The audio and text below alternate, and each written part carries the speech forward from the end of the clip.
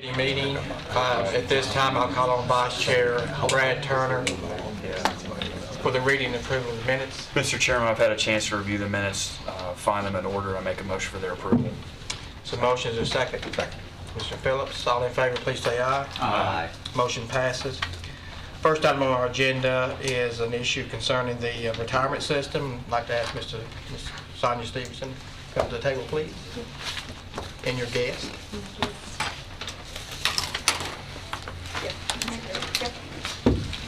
So I have with me tonight, and it's not about the retirement system, it's not about TCRS, it is about our defined contribution, it's about our 457 plan. So the reason they're here is they're part of the 457 plan with the state, and I invited them to come. This is Casey Lance, and this is Jane Armistead. And part of this journey is I have to evaluate pretty much every quarter we receive statements from Nationwide, who is currently our plan provider for our 457B plan. And there are a lot of requirements that come with that under the authority of the U.S. Department of Labor and the IRS. There was certain requirements that are required for any entity or employer-sponsored 457 plans. And part of that came from the ERISA, the Employment Retirement Security Act of 1974.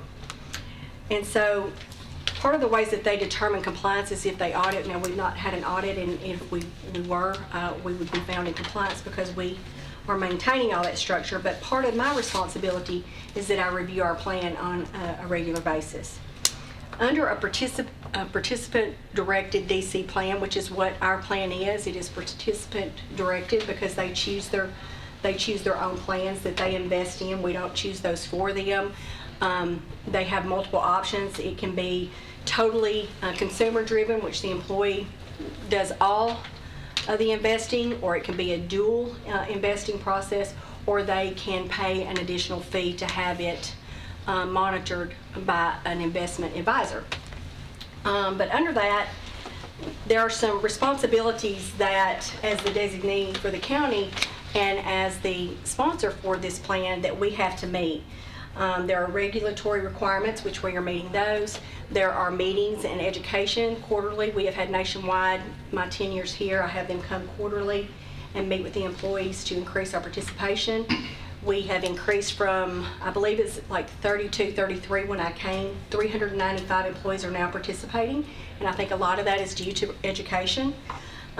Also, there is the selecting and the monitoring of the investment options that are available. Routinely, they will, Nationwide will send me investment companies where the funds are not doing well, and they have other options that the county can choose. And then also controlling plan expenses. So the reason that we're here tonight, we're meeting all of those criteria, but one of the areas of concern for me was the controlling of the plan expenses. There is not an expense to the county, not to the taxpayers, in order for this 457B.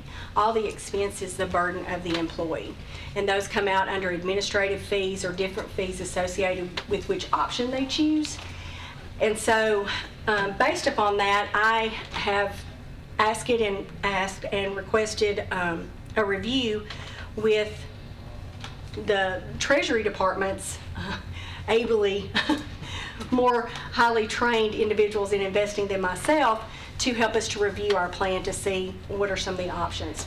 The state, as part of their hybrid plan, they do have a hybrid with the DC defined contribution and the defined benefit.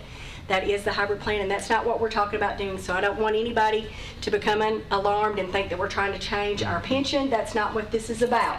This is supplemental. This is somebody who's wanting to do supplemental investing to offset their Social Security and their pension. So I just want to make that very clear that this is not something to take the place of. This is in addition to. So some of the responsibilities for me as a designee, the county's designee for our 457B plan, is that I have a duty of loyalty. What that means is I have a duty to act in the sole interest of the plan participant, which is the employees. Another is the duty of prudence, to make sure that we retain investment experts to assist in the plan's investments and those type things. You know, my deal is HR, and I do a really good job, I think, with the investments. Our employees have had We have a really good plan. It's a healthy plan, our 457, but I feel like they would benefit by an office of investment experts. And that is what this would offer us, is an office full. There are 14 individuals within the office who are financial advisors that can give that advice to employees all day long. I can't do that. I don't have a license to do it. I don't have the training or the skills, and I feel like that is something that will help their investment to grow. The other is the duty to select and monitor investments. You know, I am able to review the investments and see that something's not performed well over the last 1, 3, 5, 10 years, but I really would like a financial professional to be able to review those alongside of me. Additionally, with the participant-directed DC plan, the fees are charged to the participant based on the plans that they choose. Different plans have different fees associated with them. The service providers that oversee that nationwide also has fees. They have administrative fees to pay their employees. And then there's other fees associated to the accounts that even I can't even really fully explain and understand. So with going to a plan that already has a setup, it does offer some relief in some of those fees for our employees. Part of the reason why is because the current program, the Empower Retirement Program, is large. It is a very large, healthy program, and with that, that gives the state some of the flexibility to negotiate fees on behalf of the employees that they serve and the populations they serve. So one of them was the reasons that I was wanting to look at this is to see how we could reduce some of the oversight and the liability from the county side to make sure that we are always, putting forth the best plans for our employees while improving the plan options for the participants. Also to consolidate to a single record keeper. Right now, because of different plans, we have different record keepers. With this, if we went into Empower, they would be the record keeper on notice and would also assume the liability as being the record keeper on the behalf of the county, which is a huge thing because they're going to assume that liability for us. The other is it would change some of the plans that are offered. We would still have some of the same plans that are currently in our portfolio, but it would also offer some additional plans that maybe we don't have access to right now because of our plan structure. Then I feel like that if I don't bring this forth to you, I wouldn't be doing my job. Part of it is I want to make sure that that I am exercising my responsibilities as it relates to this 457 on behalf of the employee for something that's the best for them and, to make sure that I'm making the best decision. The other is to diversify our investment options for our employees, which is huge. That helps put more money in their pocket at the end of the day, or at the end of their retirement, I guess you should say. It would help with the monitoring and the investment options, which is something that is not in my wheelhouse. And also it would permit the employees to have a little bit more input in their decision making. My recommendation is that we move over from the nationwide 457B, which we've had since late 70s, early 80s. The latest I could find was 1981. And we became a member of Nationwide through NACO, the National Association of County Officials. And it has been a good relationship. I can't honestly say that they've not given me the service or the county employees the service that we've requested. It's not about service. It's not about them not having a good plan. It's about the money that we can save on the fees related to these accounts that then adds additional dollars to our employees' investments. Based on the evaluation just for, I guess it was the first quarter, based on the first quarter investments, we could average keeping some additional monies, 62% savings for our employees on fees alone just to go in this. So it helps stay in their investment portfolio instead of, the county doesn't benefit from it, it only benefits the employees. And I just feel like with the expertise that the Treasury Department has available at our fingertips, that it would not be prudent for me not to share that with you, that I feel like it's a good reason why we would change. It would be, if approved by this body and the county commission, it would be a hard conversation for me to have with our nationwide rep because he has done a phenomenal job. And this was very hard for me to bring this to you knowing that that could impact another person, but I have 395 employees that are currently participating and potential others that I would not be doing a good service to if I didn't bring it to you. The other thing that comes with this is there are some benefits for the employee as well, other than just the expanded portfolio. We also would have the option for a 401k, which currently we only have the 457B. Additionally, they would not have to take a penalty. If you withdraw early now, there's a 10% penalty out of your 457. That is one of the things that doesn't happen in this plan. There's not a early withdrawal penalty. The employees will continue to get their quarterly sessions and even can increase their sessions. The rep that we would have assigned to our account lives in Rutherford County. And he services MTSU, and he comes to MTSU once a month to meet with any employees that want to meet. Now, currently, we assign that, quarterly and do appointments on a Wednesday, Thursday, Friday, and they're here all day in the county in different offices, and so that helps. But that would also be an option if we see that it grows and we need more communication. He would be available to do that for us. Also, they have the fully staffed office in Nashville with 14 additional advisors that can help, and they're open from 8 a.m. to 7 p.m. extended hours, so it makes it convenient. And the biggest part is the advisors that are associated with Empower Retirement can also do consulting. What does my TCRS pension and my Empower look like together, and what do I need to do to make sure that I enjoy a certain income? Any of you that have been to a financial advisor says, what is it that you expect to make in that year? What are you going to have to live on in that year? And they take that number and work backwards based on your investments to see how much you need to invest. So that is something that this would provide for our employees. And I think that's a huge asset that brings us to this decision. The other thing is there are currently 51 of the 95 counties that have moved over to Empower Retirement for their 457 and their 401k program. And there are also 100 other municipalities that are participating. So that's just just the Tennessee numbers, and that's a pretty healthy plan. I've already mentioned the 62% savings. You said their cost is 62% of their actual cost savings of what it normally costs them to invest. What is it? What the 60. 62% it can be, and you may have to touch on this because there's fees that they can add in. There's administrative fees. Obviously, they've got to have some fees. I mean, you've got to pay your people. I mean, so anybody who invests has to be realistic. There's advertising costs that are associated with that. There's training costs. There's employee costs. But Right. It's a combination, too, of the expense ratios on the actual funds and then the administrative fees. We're at about a $3 billion plan, so it gives us, a lot more bargaining power there. and ours is like 10 million. So you can see adding that 10 into that gives us a bigger buying power for our employee population. If we switched over, what the employees have now with Nationwide, would they be switched over to Empower, or would they keep what they have? Yes, no, it would roll over. And who runs Empower, do you know?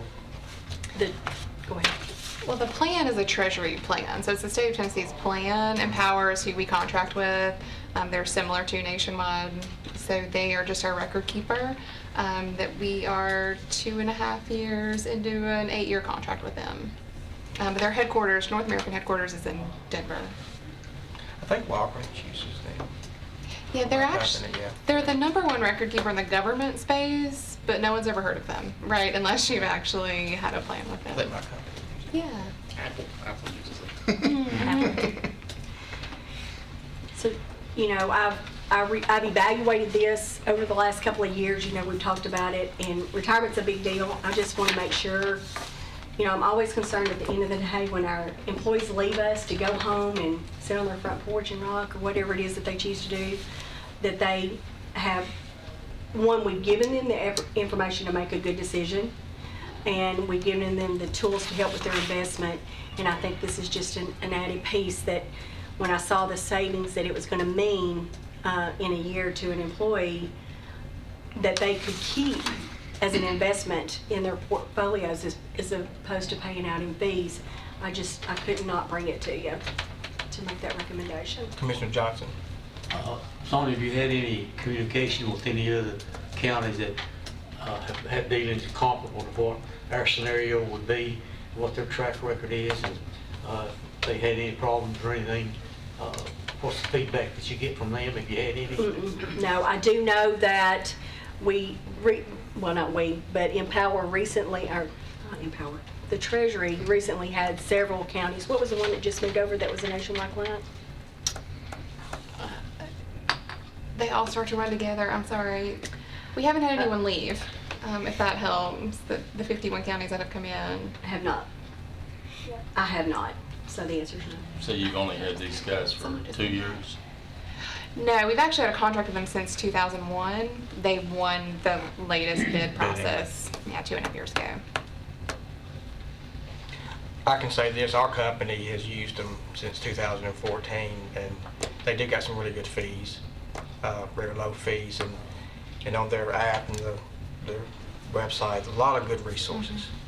I mean, that you can really learn a lot and kind of see what you need to do. And Your Lot of company 401k plan, this is, you're talking about a 457B. And a 401k. Those folks that are looking in probably have no idea, maybe some of us have no idea what a 457B and the difference between that and a 401k plan is, briefly. Okay. Well, then somebody else might need to do that. Go ahead, have at it. Really, 457s are set up for governmental entities, and so there's no early withdrawal penalty on a 457, whereas with a 401k, if you take money out before you're 59 and a half, you'll pay a 10% penalty. That's really the biggest difference. We manage ours very similarly, so they have the same investment lineup. 401k has a Roth option, the 457 does not. Right. Our employees currently have both options, a 401k option and then this 457B option. 457B is all they have. And the cost associated to the county, you mentioned zero. So the contribution that the county makes is zero. Correct. It's all. That's why it's all employee-driven. employee funded. Right. So this whole system is something that probably the state has sponsored and is being successful. And just knowing you, Sonia, I would be willing to take your recommendation, but I'm asking, have you talked to employees? Have you got any feedback from employees? Do they have any idea that this might happen? No, sir. Okay. Because until I knew I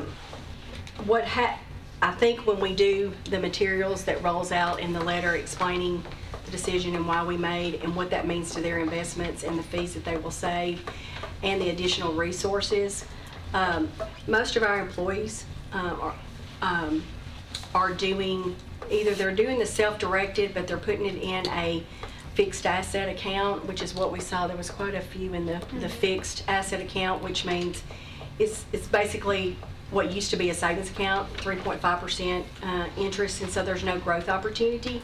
So I don't know that they have participated in some of the education tools that we've had available to make sure that they're getting the most out of their money, and I'm sure they did the safest thing. The other portion, it's kind of, the larger portion is in fixed, and then you've got the other portion that is doing some of the dual, like I'll pick or I'll call you to pick or you let me know when it's going down. It's not totally driven by the employee. They do have some assistance, and then there's other people like myself that I want to make sure that I'm getting the most for my money. This is what I personally do, the most for my money, and I want somebody to manage that account for me and just tell me, hey, this is what we need to move and why. So I think when employees understand what they're going to gain with this at, a lower fee and a lower cost, and knowing that the recommendations are coming from a licensed financial person that is licensed to give them this education and this information, and then it's marrying in with their pension, I would hope that it would be well received, because it's kind of the one-stop shopping for their retirement and their pension. So it means that they don't have to have TCR. They don't have to, if they're thinking about retirement the way it is right now, if they're thinking about retirement and they want to know what they potentially could draw, well, they're either going to have to come to me and ask me to fill out the form and send it for them, or they're going to have to fill out a form, or they're going to have to go to Nashville and get it. Well, this brings it to them. So it is more customer service friendly, and it makes it a little bit easier for the people who don't want to travel to Nashville to have these sessions. And so there's a lot of wins for the employees that I see. The hardest thing that I saw about this whole thing, and which has been a real struggle for me, is because Nationwide has done a good job, and they've done what I've asked them to. But I just feel like after the evaluation that it wouldn't be right of me not to make this recommendation. So. Just one more quick follow-up. If I can summarize in my mind what I hear you guys saying, that employee would have the option to talk to, in essence, a financial advisor. They pick out a target date, so it's a targeted retirement date, and the financial investment company will work backward with them to help them reach that target. And if something goes askew during that process, you can always make changes to get them back on track. So Right. you're in essence setting up a target for the employees, hopefully, if that's what they want, and then you work backwards for them to reach that target and reach their goals. 401ks some are pre-tax. Now you got Roths, which are Yep. not pre-tax, but are these pre-taxed? Are these taxed? Do these wages tax before the 457B comes out? Go ahead. 457 is always pre-tax. Pre-tax. The 401k is a Roth and a pre-tax option. Right. And that's, the Roth 401k is really good for any of your, especially highly compensated employees, because there's no income phase out like there's with the Roth IRA. And you can also max out as a Roth money type versus if you don't have that option, you can also max out that So IRA. just getting straight, the pre-tax means that they've already paid taxes on this money. So the money grows and they reach their target date, is the additional amount that the money grows taxed for that employee? So for pre-tax, they're not gonna pay They're gonna income taxes invest on it. before it, right? And then they'll pay income tax on it when they take it out. If you put it in as Roth, you're gonna pay income taxes as it goes in, but then you're not gonna pay any taxes when it comes out. Right. So to answer your question, they're going to pay taxes on what they withdraw on a 457. Okay. Yeah.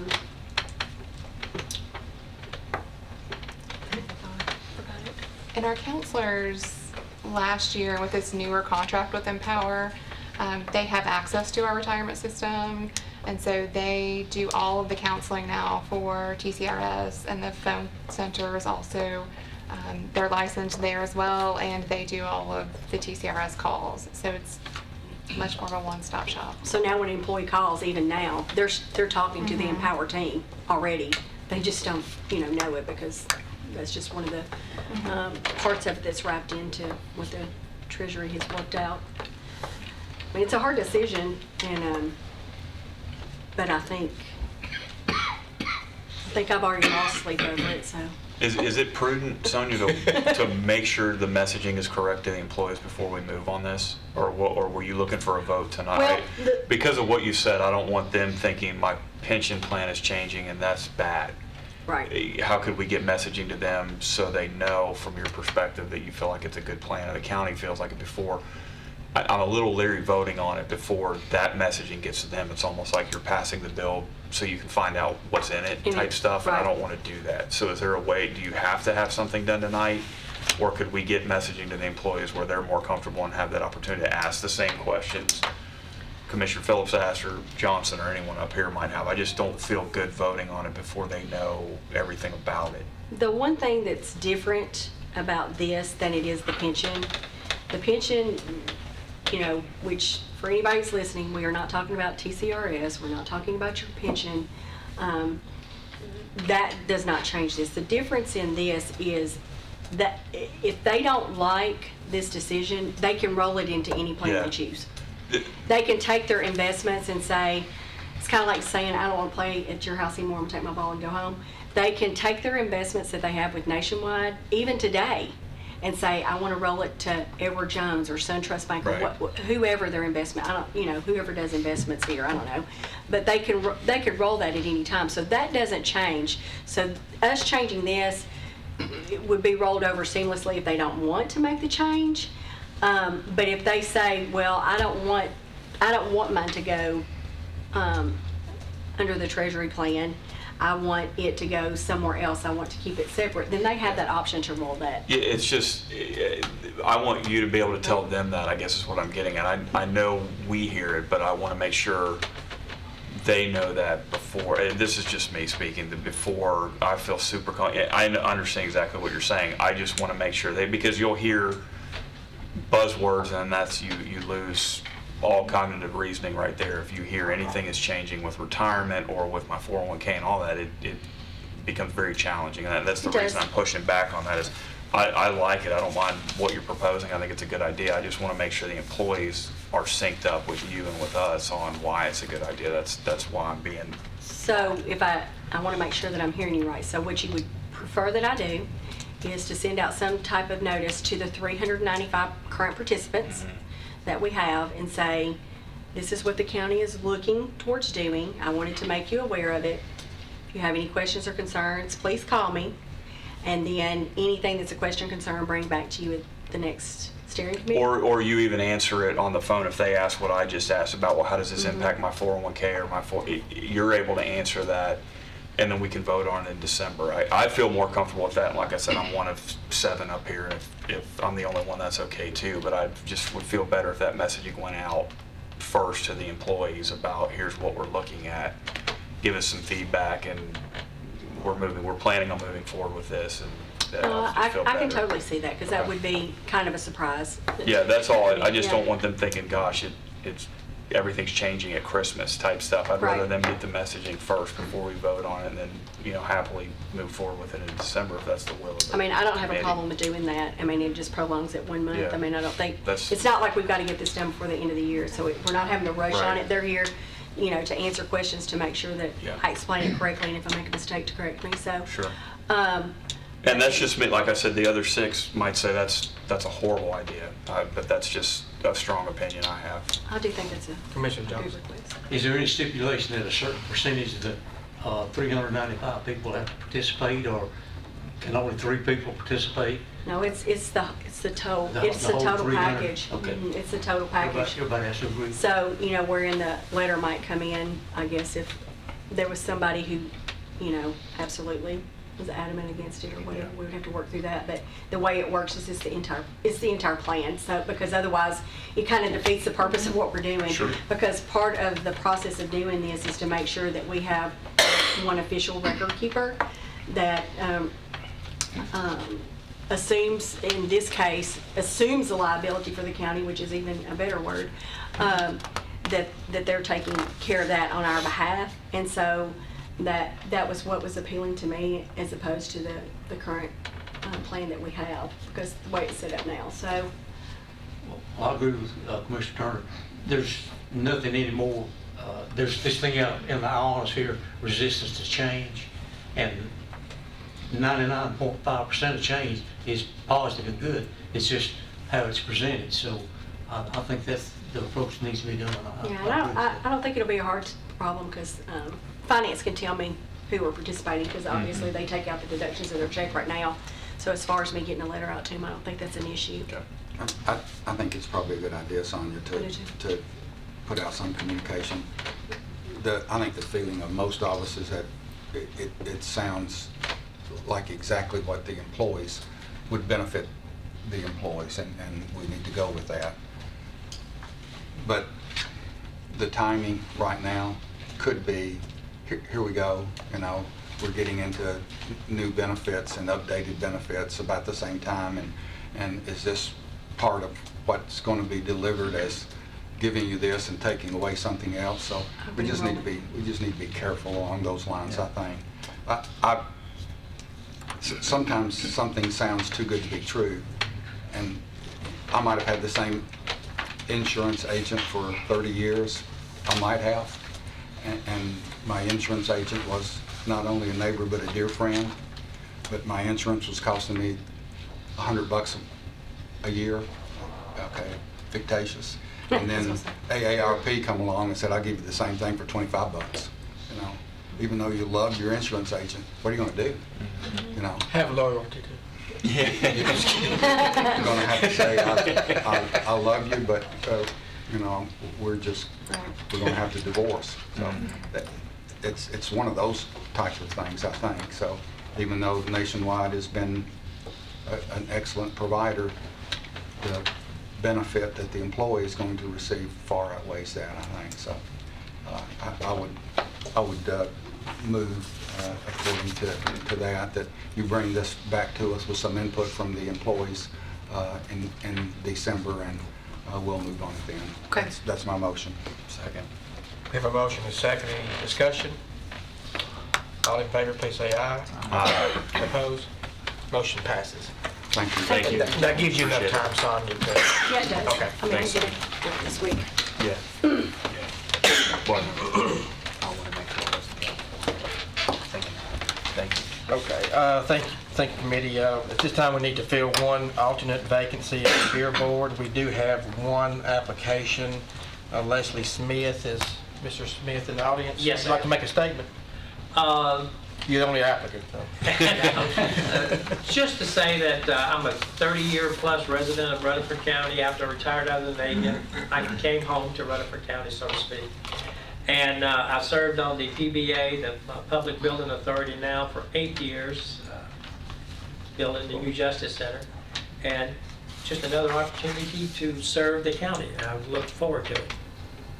Any questions for Mr. Smith? Just be careful, Mr. Smith, anything you say can and will be used against you. I've known Les for 30 years, and I know he's been an asset to that PBA, and I move that he be appointed by acclamation. Second.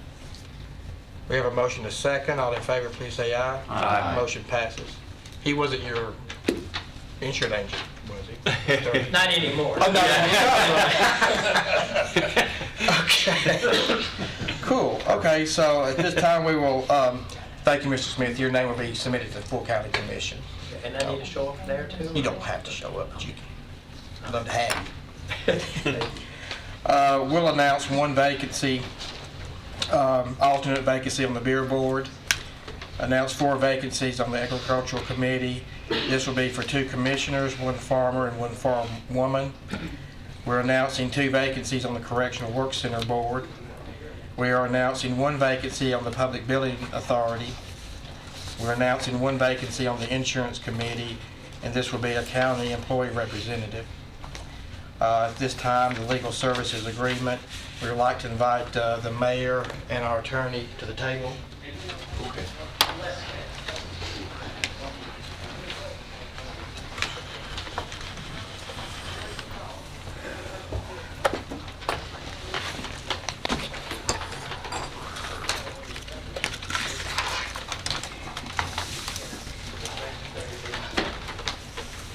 Okay, Mr. Chairman, I'll just sort of give you a little bit of a brief update on some of the key things that are going to have to be decided in the near term. And first, you have on your, you've received, all of you, a letter that Mr. McQuarrie wrote back on September 22nd outlining some of the things that are going to need to be decided, and I think you have a copy of that. Also, you have a copy of all of the starting with the legal services agreement and all of the amendments. And we'll just take a little bit of time, not much, to sort of outline some of the time restrictions and constraints that we're going to be facing. Okay, and I'll just sort of first going to review this little letter that Josh wrote here, but as you know, there's 2 pieces to our legal services agreement, the general legal services and then the extended contract period that covers the litigation and other services, extra services. So we're currently, our general legal services agreement expires on June the 30th, 2018. And it has to be either renewed or changed or modified or whatever you decide to do. The extra legal services and the litigation piece, that also expires on June the 30th of 2018. Now, if you take no action on that piece, then it will automatically renew. You have to give, under the terms of the agreement, you have to give 180 days of notice if you choose not to use this firm for the litigation extra services. So January the 1st, someone has to decide if we're going to continue with that, or else it's going to automatically continue for another 4-year period. Now, the rates that which these litigation services are being provided was initially stated in the initial legal services agreement in 2010. And they started out, all except Mr. Cope, were at $150 per hour. That agreement also included an escalator every year on a CPI increase, not to exceed, I believe, 5%. So right now, I don't know the precise number, but it's in the neighborhood of $165 an hour, plus or minus a dollar or two. I'm not sure precisely. I didn't look that up today. So that's how much you're paying for these litigation services. And I think I've already said this a few other times, but even in Murfreesboro, I would be surprised if you can obtain those services, Mr. Stevens probably knows better than I do, for less than $250 an hour. And if we move ourselves down to Nashville, Tennessee, $350 an hour would be unusual. It would be more. That's just my sort of take on it. I see a little bit of a nod from Mr. Stevens, which would be better apprised than I would be on that. So I just want you to understand where you are with that. And Mr. McCreary and his team every month are now giving you a list of all these cases that are under litigation. And I think they actually decreased a few this month, which is good news. But we've had more than 30 for the last several months that have been in process. I think we're down to maybe 25 this go round. And we've had some extraordinarily complex litigation cases. And Josh knows better than I do, but I have to live this every day, almost half of the time, you might say, reviewing these things that are happening. And I'm just not exactly telling you what I think you should do, but for what we're paying, I don't think we can get this service for $350 an hour, to be honest with you. We're getting remarkable results from a team that's on this, with vigor. I mean, they're not, and they're creative and they're professional, and we've had some really, really good outcomes. So all that to say, that's something you'll just have to put into your thought process. Now, to these general legal services, there's 2 or 3 pages in that original agreement that says what they have to do, what meetings they have to attend, and what advice they have to give, what contracts they have to review, and that is ongoing continuously. And one of the things on the agenda even now is this commissioners amended and restated rules and regulations. That doesn't happen that often, but there's some things that happen, like conflicts of interest and how you can vote and so forth. All that's part of this. So there's an extended 2 or 3 pages of things that they are involved in all of their people. This business with this public records request, I mean, that's not litigation. They've had to provide advice on all of that as well. But that's going to expire June the 30th. So you're going to have to decide, do we continue this agreement with these people, or do you select someone else, or do you choose to try to go in internally with respect to that? The institutional knowledge that Mr. McCreary and his people have is really quite amazing and astounding, and they are just have the ability to respond to some complex issues with a rapid response that's really thoughtful, really, I think, professional, and I've seen nothing in any way that creates any difficulty with me and any of our department heads or otherwise working. They are not about trying to please us individually. I can assure you I've never seen them do anything except try to do what's in the best interest of Rutherford County, period. All right, saying all that to say, that's about what his little letter said there. And I'm available to answer any questions you want to. You know, we've had 3 amendments to it, but, and they're currently under we changed how we were paying them, and we went to a fixed amount of money. Started at $259,000, it's gone up about to $262,000. That was done in 2012, I believe. So they are getting about $262,000 for these general legal services, and that's being paid to them. That's for 2 employees, Mr. McCreary and Amanda Larkins. That's the only 2 employees that are included in that, plus their benefits. At salaries and totaling $72,000 plus another, I think, $40,000 or thereabouts, plus the benefits, and there's another $100,000 or thereabouts that's spread back into the original agreement when we agreed on the $259. That goes into their firm to help support the other people that are participating at whatever level they may be participating in some of this general legal services provision.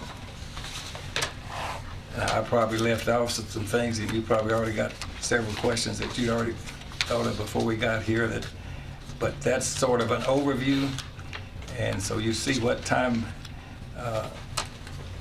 decisions need to be made here, and we're just here to answer any questions you have. On the agreement with the litigation part, have you reviewed that to see if there's any changes that might benefit since it's coming up for renewal? Have you? On that part of it, we already have a couple of provisions. One provision is already there that if these guys are conflicted, have a conflict of interest, then the county commission can, upon the recognition that they can pick another attorney, all right? Or if there's some particular interest, and we've had to do this once way back when, that they don't really feel like they've got proper expertise in, yes, that's there. Now, whether you want to modify that or not, that's something you can discuss, something you might want to think about. But we do need that provision there because they're not going to always have it. You know, if something complicated did happen, and I think it did happen, I don't remember whether it was on the Bible Park or the mosque. I think it was the Bible Park that we had to use outside counsel on that. And we've had to use on some of just on the legal services of reviewing these software contracts. We've had to engage a person that specializes in that, even now a second time. So that needs to stay there, whether you want to tweak it some or not, I don't know. I know one provision in there, I think, correct me if I'm wrong, is that we would need consent from Josh or Cope's office.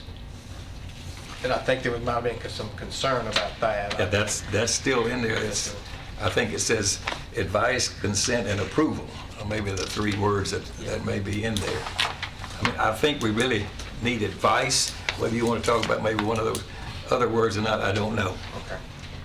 Well, that's one thing that I've got a problem with is you know, I think if we're going to go outside and hire an attorney and we make the decision and we do the research to find out is this a good attorney or not, I don't think that we should allow our attorney to overturn what the county commission decides to do. And not saying that we shouldn't listen to we should listen to what they've got to say because they know these guys too. But, you know, we've got resources where we can ask and, you know, find out, like, for instance, Mr. Bobo that we used in the past that was okay with y'all's department. And he was somebody we checked on. But that's something I feel like really we don't need. And advice, yes. Definitely need the advice and want it and welcome it. Ms. McCreary, what's the benefits or concerns on having your department consent on that? I don't know. I don't have any concern. No concerns? I mean, No, okay. I think that language was developed in 2010 during the negotiations that occurred, which I was not personally Right. involved. I'm not aware of a circumstance where there was a question raised about hiring an outside attorney that Mr. Cope or anybody else didn't consent to. But having said that, I don't know the consent matters. Well, it also too says that the county mayor has to consent. And the attorney works for us. Right. I think that we should be able to hire somebody without consent from the mayor or the attorney. The person represents the board. So to take the language out of consent, You might want, it's 3 words there. 3 words, And approval. advise, consent, and approval. So if we took out consent and approval, Commissioner P, would that satisfy your concerns? It would on that, yes. Okay. Josh, is there any danger in us taking that out? Could you foresee any type of scenario that could cause a problem? Not with this commission, but commissions to come.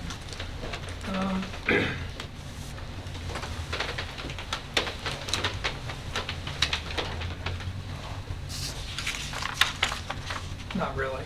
Okay. You know, I really don't. I think that, I mean, I agree with Commissioner Stevens. We do work for the county commission. I think if the county commission, if there were a circumstance where there was something our office couldn't handle, assuming we were doing the work, or there was some kind of legitimate conflict of some sort and that arose and we presented it, the county commission could hire somebody else.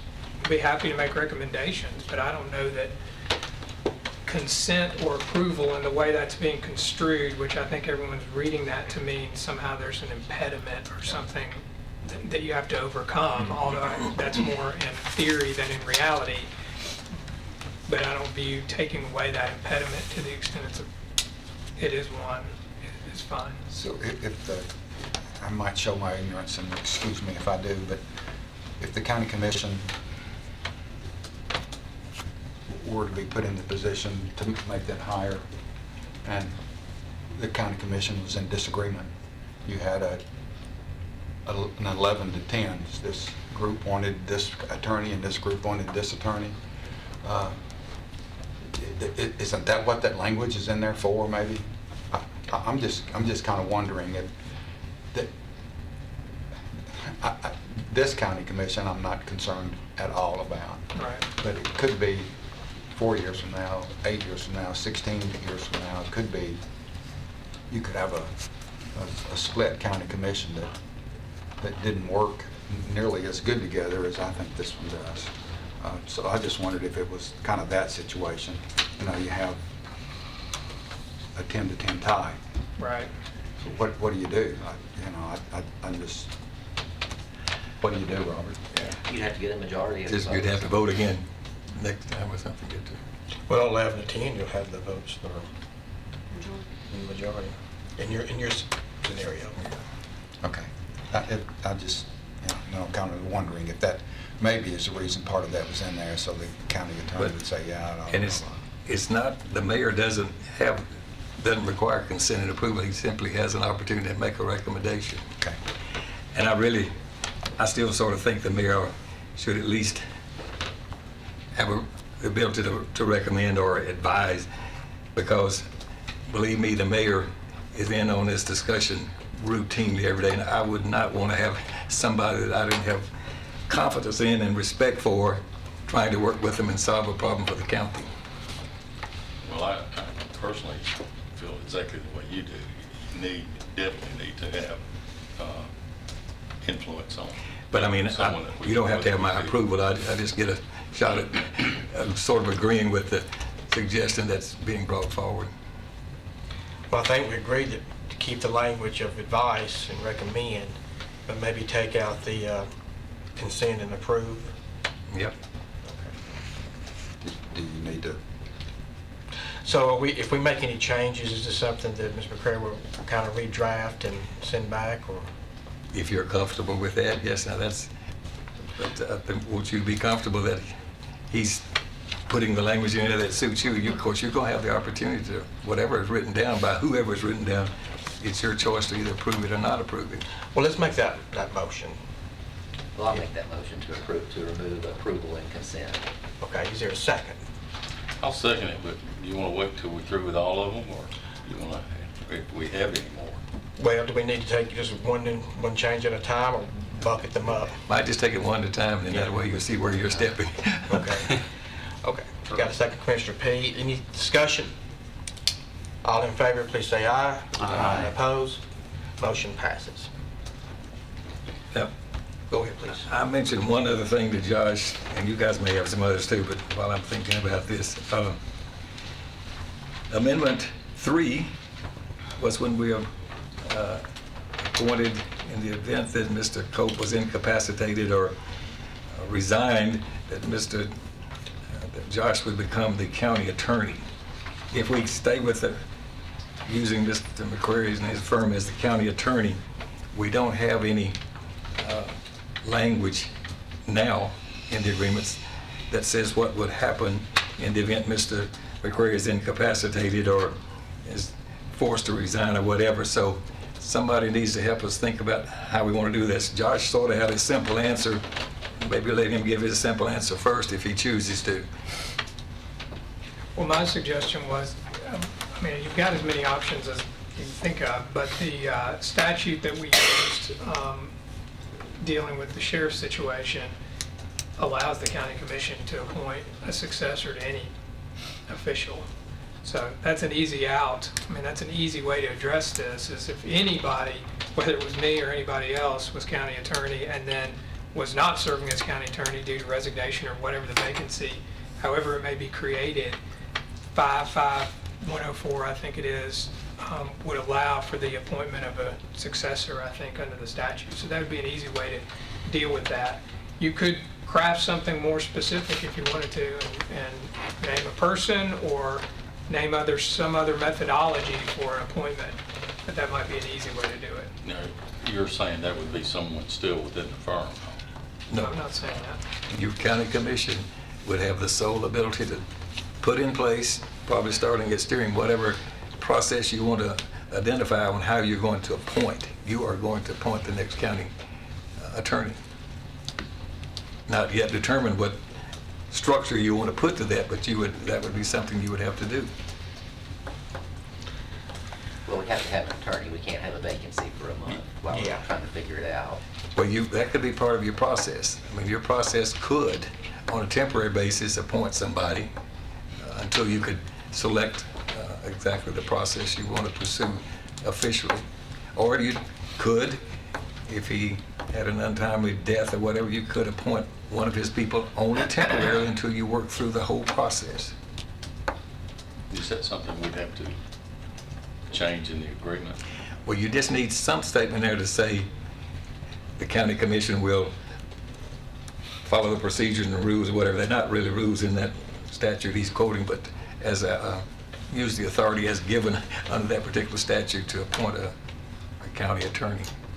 I'm kind of like Commissioner Stevens. We needed like the next day type person available, I would say. So I would like to have a name. You have any names? But give Yeah, Someone familiar, Yeah, I we mean, could do- obviously someone may work with you that's Right. familiar with the ongoings. well, I mean, I think, yes, I don't know if I'm prepared to give a name right at this moment. Okay. But we could provide a name if that's more comfortable. But if he provides a name, that would just continue this on, just like it did when Mr. Cope stepped aside. You may want to give a name that would serve until such time the commission would make a choice and a decision if what they would be doing on a permanent, ongoing basis. Well, I'll make a motion to that effect, that Mr. McQuarrie will have a designee for replacement temporarily until the commission decides for a permanent replacement. Okay, we have a motion. Second. Second, Mr. Turner. Any further discussion on this? Does that make sense, Josh? Yes, sir. Being our county attorney? Yeah, it does. Okay. Is that for both parts of the agreement or just the general services? It's part of the general services agreement. I mean, I think your litigation piece of it, you may have to keep that separate, okay? Because let it work. Well, who's going to be responsible for the cases? Yeah. Well, think on that just a moment first. I mean, he's not the only one working those cases right now, but he is the lead person. So you it have would- somebody that's the decision maker. Yeah. That's it.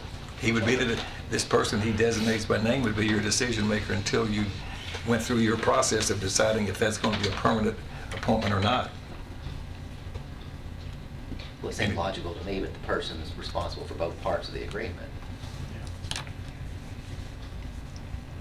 Well, he is responsible for both parts of the agreement until you, but it would give you a little bit of time to determine if that person is the one you want on a permanent basis or you want to think through it a little bit more carefully. Okay, we have a motion and a second. Any more discussion? Was your question answered, Commissioner Stevens, or? Well, I'm not sure. Okay. I need to read the motion. Okay, please. Need a designee for the temporary replacement until the commission can make an appointment and the general services agreement. So does that need to come out? Well, just make it as the county attorney, and then Okay. through their process, they'll determine that, whether it's both Okay. general services and litigation. Okay. If we're ready to vote, all in favor, please say aye. Aye. Opposed? Motion passes.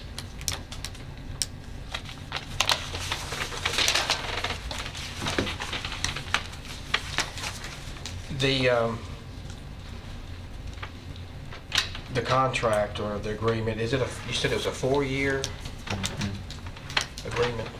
So it has been, yes. Okay. We're operating under a 4-year agreement right now, which expires, both pieces of it, June the 30th of 2018. And what's the case as far as terminating those agreements? Is there, Well, uh, you can terminate at will, both of those, but if you're going to terminate the litigation piece of it, you have to give notice no later than December the 31st of this year. I'm talking about it within the time of the contract? Contract's good for what, 4 years? 4 years. 4 years, right, yeah. So if, say in 2 years, Now, so your litigation, Yeah. now it renews, right now the way the language is, it renews for 4 years. Okay? Automatically unless you change the language in the current agreement. I think There that's is an what- express language in the middle of the term. I'm Is sorry. that your question? Yeah, right? that's How do what you- I'm thinking, How do you that get is out if of we it in wanna the middle break of it in it? 2 years, And how do the we answer break is it? it doesn't say Yeah, specifically. that's what I There is not think he was asking. Right. You're asking if we want to break it in 2 years, Now, what's you in can- here to say, here's your yeah, process? not that I know, but Right, if I you shouldn't say you, I'm something, sorry, if a yeah, say commissioner brings something, that up. Right. If the commission No, it's a wants good not in question. there. Is there It's a not in process? for No, it it's to not do in that? there. On either piece of it. But there is specific language on the litigation that says it will be for 4 years. But your general services piece, you can renew that for 1 year, 2 years, 4 years, or 10, whatever you want to do. And that's really your out, is to move it to 1 year or 2 year, because the 4 year you're locked in, right? Is that what I understand Josh saying? There's nothing in the provision, in the agreement right now that would say, here's our process if we want to terminate this. There's nothing that's in there now that says, here's how we do that. Right. Yeah, I think that's what Commissioner Gooch might. So there's no- Because I'm curious on that too. There's is- not language that says, for example, if we want it out, we give you 6 months notice. Right, At any right, point in right. time, we give you 6, it Right. does not say that. Or vice versa, if we're Or saying, vice here's what versa. we want to do. Or if we want it out. I think we've got to figure out how to write that Yeah.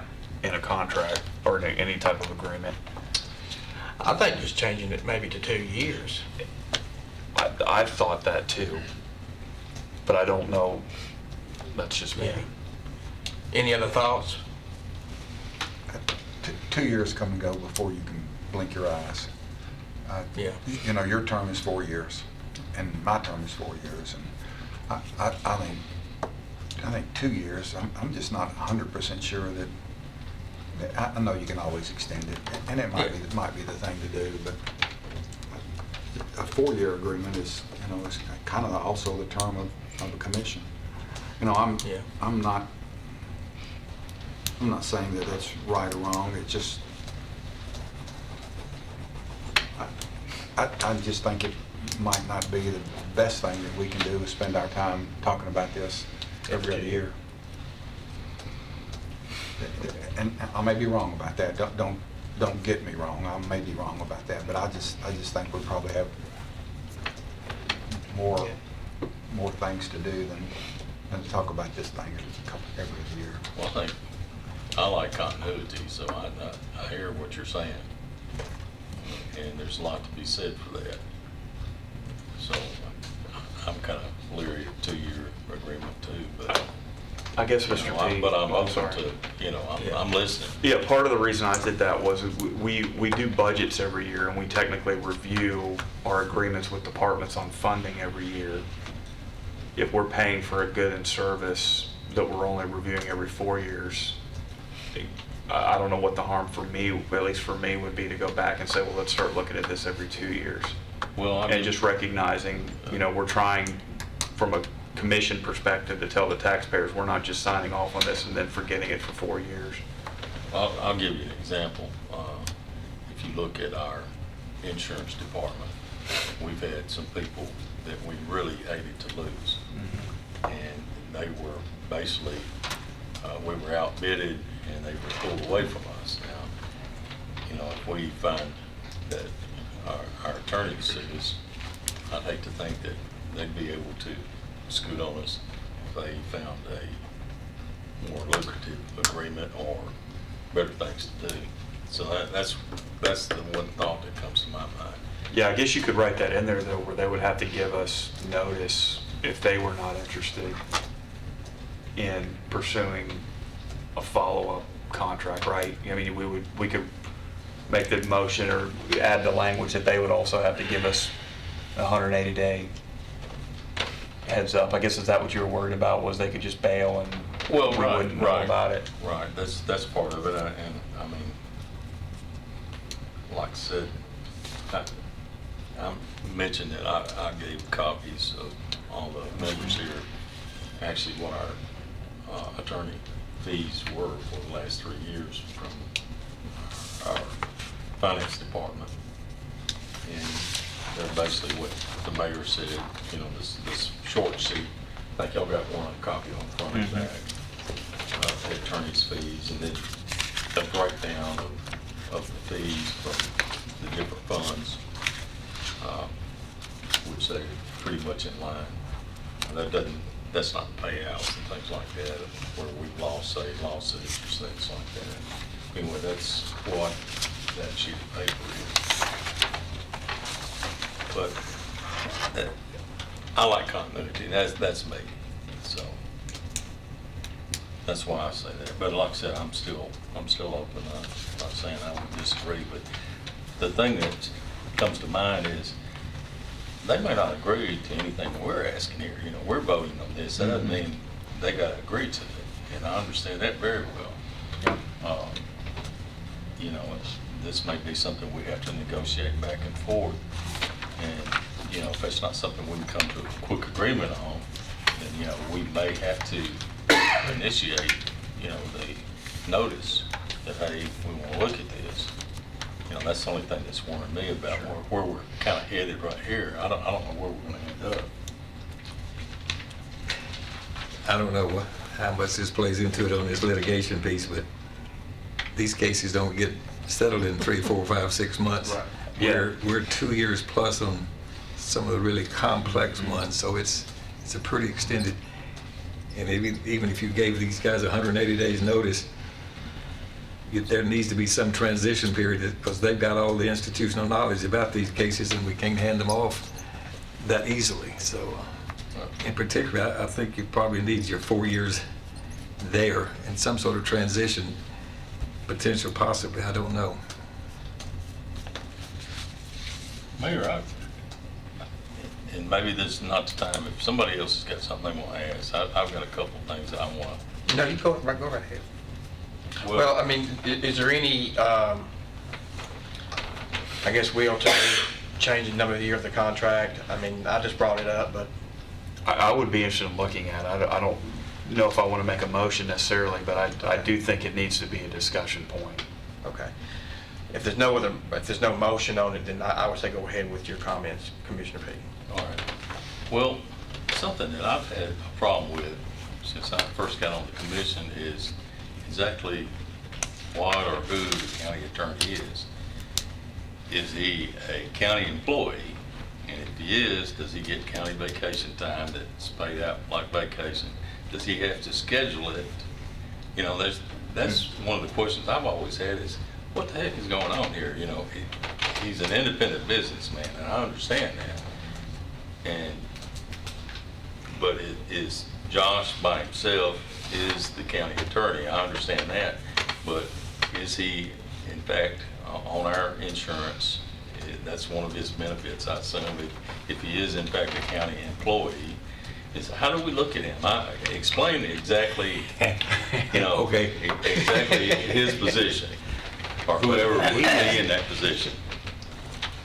Well, whoever it is, if he's a county employee, he will be on health insurance if they so elect. I mean, I'm a county employee and I'm not on health insurance, but if they elect, they have it, okay? And they're on our pension. I am on the pension plan. Now, just like elected officials, we're not accruing annual leave. It's not going to be a terminal benefit when we quit if we didn't use it all. And we're not accruing sick leave, and it's not going to add to our length of service for pension businesses. I think the county attorney is sort of in that shape, and in this particular case, Mr. McCrary, when he was appointed as the actual county attorney, said he did not want to participate and be accountable or accrue sick leave or annual leave. Are we looking kind of the same way we were at the fee offices? More or less, I mean, but that's just a Okay, choice he made. That's kind of where it sounds Now, like we're headed. Mr. Cope, I don't know really what, I think way back when, everybody thought they would accrue these benefits just like others, and possibly he did, but Mr. McCrary is not accruing those, and I don't think it'd be unwise just to put that language in there that they will accrue the regular health insurance and pension benefits, but no other benefits will be apprised, and they'll take off whenever they choose to, and be sick whenever they choose to. Well, that's usually a good human right. You can be sick when you choose When they have to be, I When think. you have to.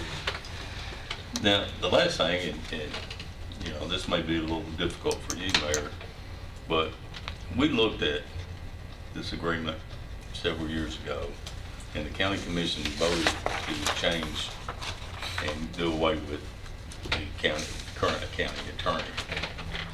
Then when that budget year came up, there was a change made, and we made a new agreement. You know, prior to that, I know how I felt about the attorney. I was one of the ones that voted to, you know, let that expire and to change. And you were in favor of that too. At least that was my perception, but I don't have that perception of you now. I feel like you're very much in favor of this group, and I want to hear what you've got to say about that. What's changed your mind, if it was changed? Maybe I'm reading something into it that shouldn't be, and why you at least seem to me being in favor of renewing this contract. Okay, I guess when you come into a new job, you don't understand all the inner workings, especially of government. And I didn't appreciate, I guess, what was happening in the legal arena. And over 11 years now, the legal business has changed, I think, a lot. I mean, it's so much more complex, so much more litigation happening, and it's just taking a whole different level of support to support any municipality, including this county. So having to be involved in a lot of discussion, a lot of iterations, a lot of decisions on what's the right thing to do, how to do this, I've just come to appreciate so much more the value of what we're getting with good, professional people that are doing things for the benefit of this county, not just to enrich themselves, and they're just equipped, and they're just professional, and I see a lot of other folks out there in this legal society as well, and they've earned my respect immensely, and they have saved us many dollars. And I guess the thing I maybe is concerned about is anything, I'm not sure how long they're going to keep on propagating this rate we've got with them, to be honest with you. But I don't think there's anybody in our county now that can do any better job than they're doing. Commissioner Johnson? Mayor, what's your thoughts on the clause about automatically renewing any of the agreements in the agreement? The clause about renewing. I mean, you're not automatically renewing, and you're talking about on the litigation. The litigation piece is the only thing that automatically renews if you don't give notice. Right. And of course, the litigation piece of it, I think that Mr. McCray might want to address that. I think when all this happened, I think Mr. Cope wanted some continuity and stability for his team members to know that they had at least 4 years, and they wouldn't start bailing out on him because knowing that's going to expire and they're not going to have any, you might say, livelihood there and practice to keep on continuing with. So I think that was part of that, and that still should be part of the thought process. And the length and the time it takes to resolve these complex cases, I think, leads itself to think that's probably a reasonable time on the litigation piece of it as well. You think that should be included in both of the litigation and the general legal services? I mean, I think the continuity of that is really excellent. Having them involved, whoever this county attorney is in both of those, is really a plus.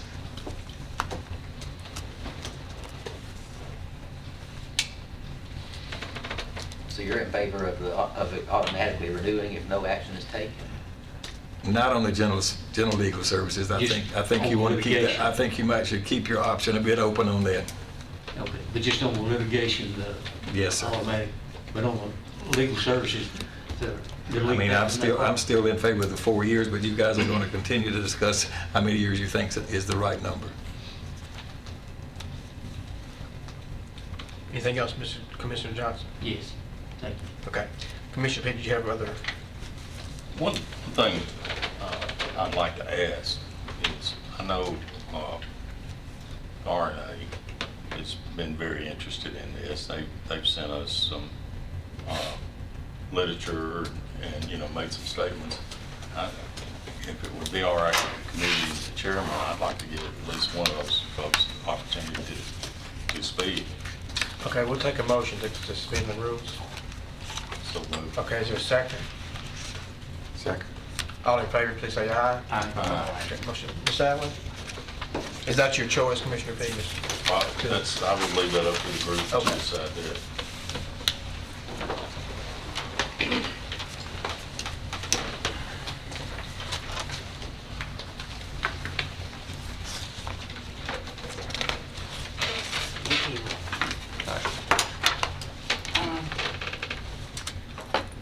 Well, we've been at this a long time, and there are a lot of issues to be addressed regarding the system that we now have for the county legal advice, and you discussed a lot of them. And the RNA believes that you definitely need to have more time to really look over the current legal services agreement. And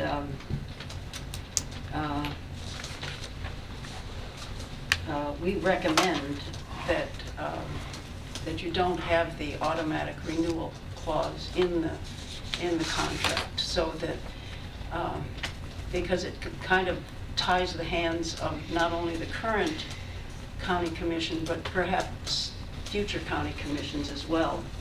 And I think the commissioners need that flexibility to be able to look at the contract more frequently. And so we recommend that the current agreement, as it's written today, should not be automatically renewed. And that doesn't mean that, by December 31st or whatever that cutoff date is.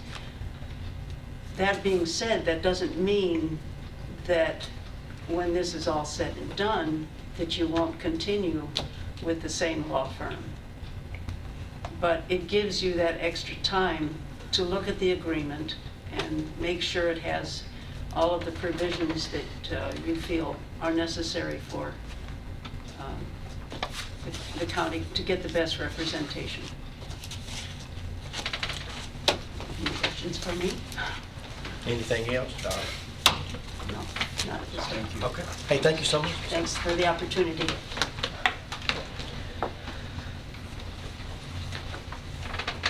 Okay. Any other discussion from the committee?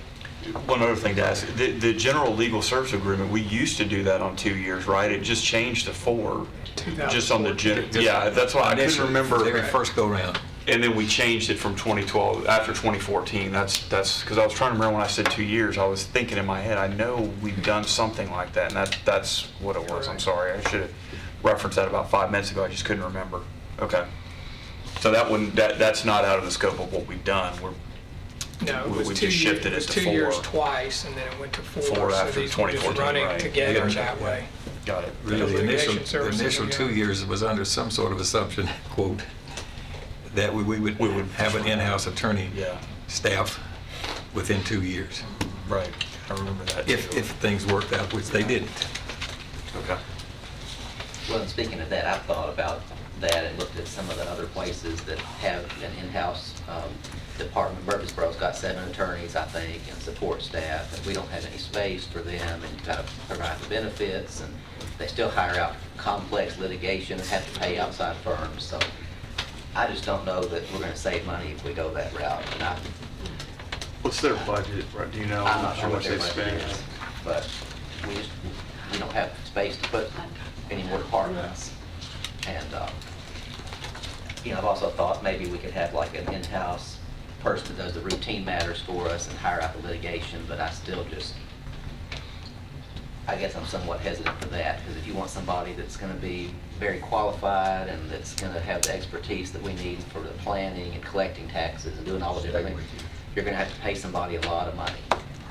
And, they're going to need help, so before you know it, you're $400,000 or $500,000 into that, if you want a top-notch attorney and support staff, and then hiring out for the complicated things too. So I really think that we have good service with the firm that we're working with now. And some people have asked about bidding this out to see what kind of things come in, but I'm with the mayor. I don't think that the bids are going to come in any lower. I think you're going to be surprised at what the hourly rates are that come in. So, Clarify this for me one more time. Now, the clause for the litigation service would be included there, automatic renewal agreement, correct? It's in there until For you... continuity, I until understand you that, and I rec- agree with that. Okay. Okay, but The general is services that is not applicable automatic. to the general legal services? There's Okay, no that- language currently in there to that effect. Okay, so I agree You with don't the have to give continuity. notice. Yeah. Okay, that's fine. I agree with that.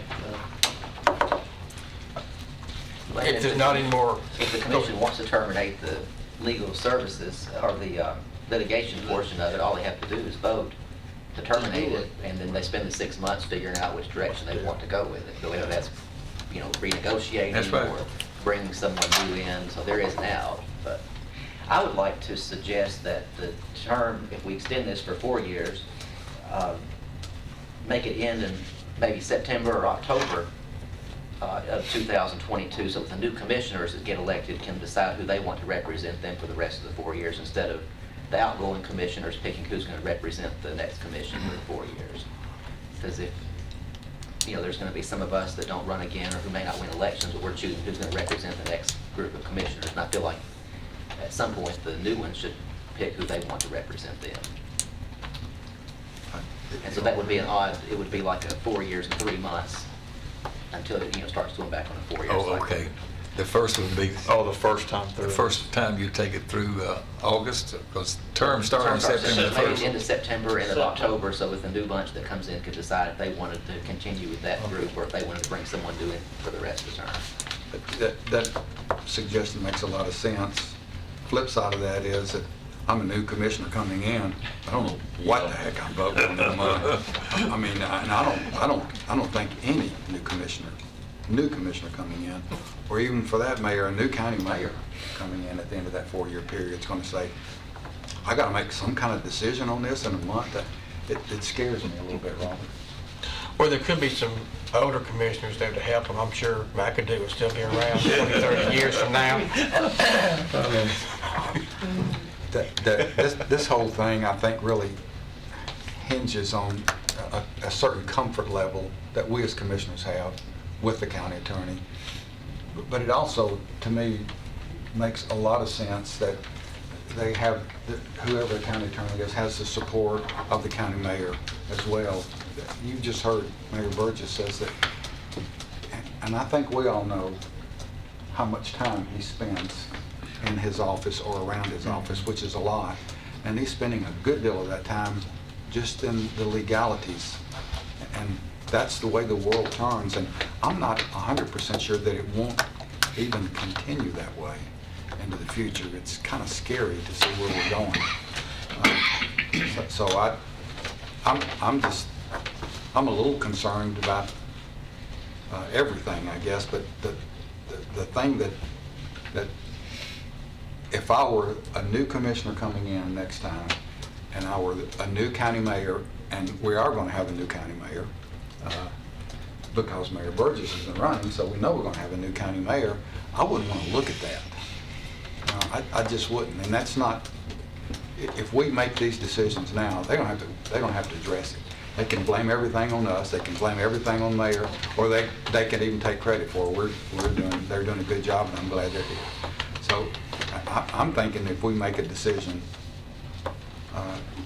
going into the next term, and I think maybe making that recommendation probably is a good idea, but I'm not sure what kind of expertise you're going to have looking at that if it requires that at that same time when a new mayor and a new commission is seated.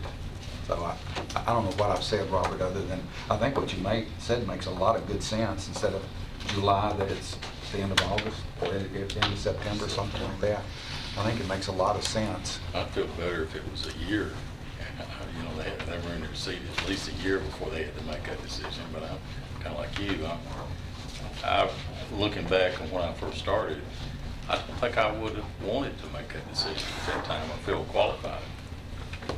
I think we heard the mayor just a little while ago say, part of the reason he's kind of changed his mind on the attorney situation is,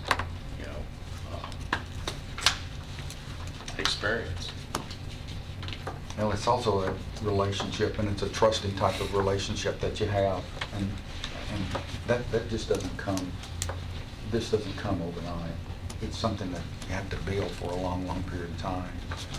Let me just say, I've chaired the Regional Planning Commission for maybe more years than I care to admit right now, and I've worked with Josh personally all those years because he has been the attorney that's represented that, and he's had me on the stand more than once.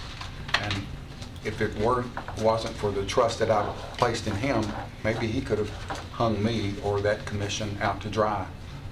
But he didn't. He really had our back, and he was in the doing what was in the best interest, not only of that commission, but of the county as a whole, defending a decision that the county made. And that's where that, to me, that trust factor, and it's hard to put dollars on that. Yeah. It really is. Well, a couple of other questions. Okay, go ahead. And not to, we want to vote on Robert suggested. I mean, if you got a motion there, I'll stop. We can go do that. But my question is, okay, we've made two motions that have passed to make some changes. So how will that affect the agreement right now? Josh, of course, has got to go and talk to his associates, and they've got to say, well, we're going to agree to this or we're not. Here's what we would like.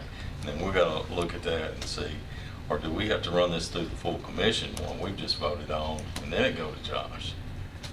Well, I think that if we have a motion to send it on to the full commission, obviously the full commission will have to vote on it at some point. I think that we've got until December. So I think on any changes that we vote to make, we can maybe have Ms. McCurry come back in December and say, here it is, or this is what we will do, and so forth and so on, then we'll make our final decision in December and send it to the full commission for December. Is that okay? Is that what you're kind of thinking about? I think so. I mean, I've been kind of quiet because everything I say is self-serving, and I recognize someone could easily say there's conflict of interest every time I open my mouth when we're talking about the legal services agreement. So I'm acknowledging that. But that aside, I think that a process like that which should work. I mean, I don't know what all the changes that may come out of this committee ultimately are. So the changes we've discussed, I think, are things that can be pretty easily resolved in the time frame that we're talking about. But I don't know if you all are done. So Well, I'll reserve So you've that been interested judgment in for the a few job, I minutes. guess. Yeah. Okay. Yeah, no, Okay. it's been an honor to do it, and I appreciate the kind words I've heard, and it really has been an honor, and I would like to keep doing it. If it's what the commission wants. I don't want to be in an environment where where that's not the case. So it's sort of, I'm putting it in your hands. I did that intentionally. I initiated this discussion intentionally to say, you need to consider this. This is your decision. This is not my decision. And that's why you got the letter from me in September, so that it was clear that this was something that the commission considered, think about what's best for the county, make the decision for the county, and I'm here to answer questions.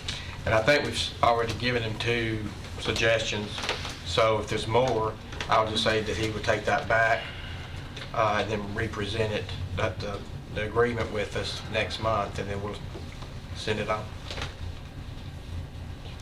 Sounds good to me. One thing I would like to say is, I've been talking to, other attorneys in the county, and people that are knowledgeable of the legal industry, and, from what I'm saying is, we're getting a pretty good deal here. And 2, regardless of sometimes how I come across, I do have a lot of respect for you as a person and the job that you do, and I appreciate what you do for it.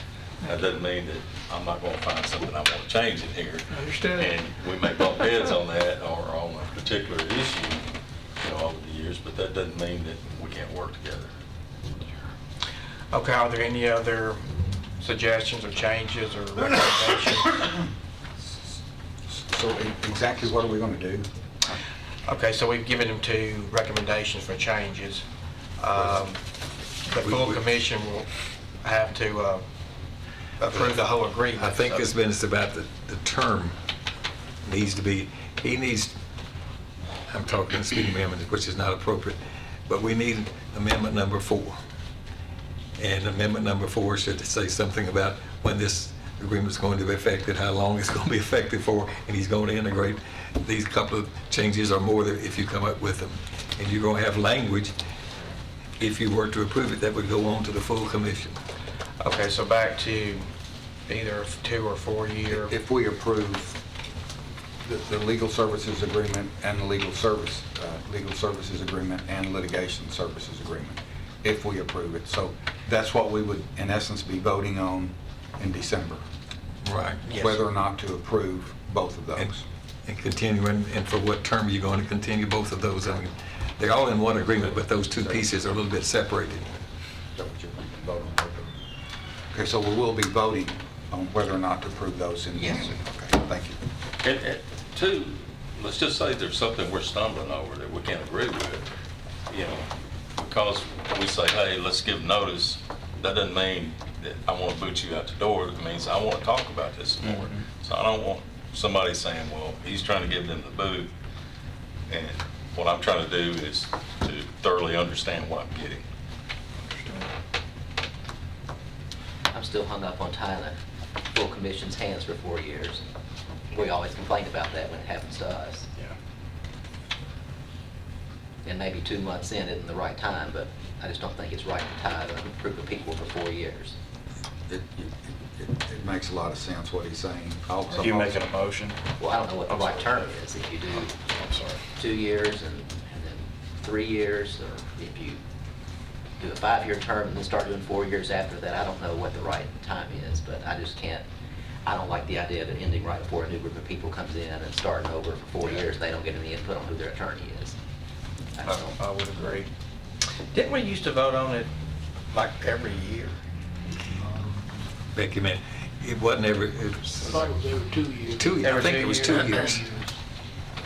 That a little bit, Mr. Speaker, goes back to what I was talking about is your question related to, you don't want it to appear you're pushing people out. The 2-year gives us that as it's almost a constant discussion. Maybe that's a bad thing too, though.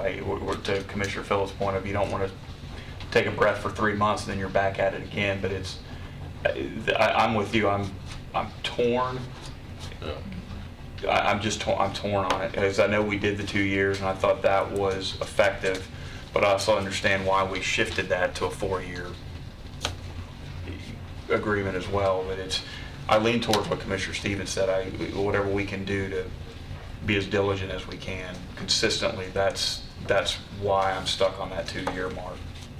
One thing can I mention? Absolutely, please. On the litigation piece in particular, something the mayor said earlier is a business reality, which is a lot of these cases are Okay. pretty big animals.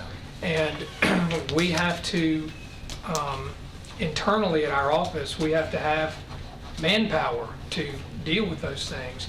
So if that's constantly up, and I know you're not saying constantly, but there is a point where that could be up for consideration so often that it's hard for us to plan internally for what kind of Yeah. needs there might be. Yeah. So I think it needs to be on the litigation piece in particular, long enough that it's fair to make internal plans at our office to account for Sure. the county's needs. That's not necessarily to say 2 years wouldn't be enough. I'm just saying if you had on the litigation piece a really short timeline, that could be really challenging. It's a We- reality, sure. Yeah.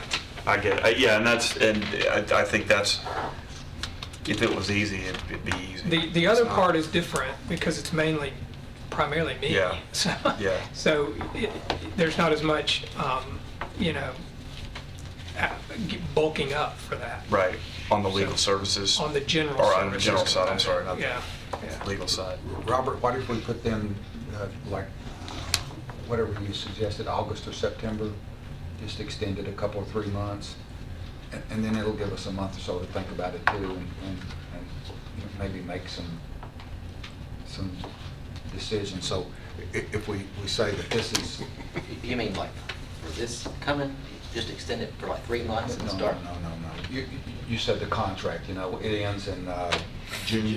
June 30th. June of And you're 2018. talking about extending that till the fall, right?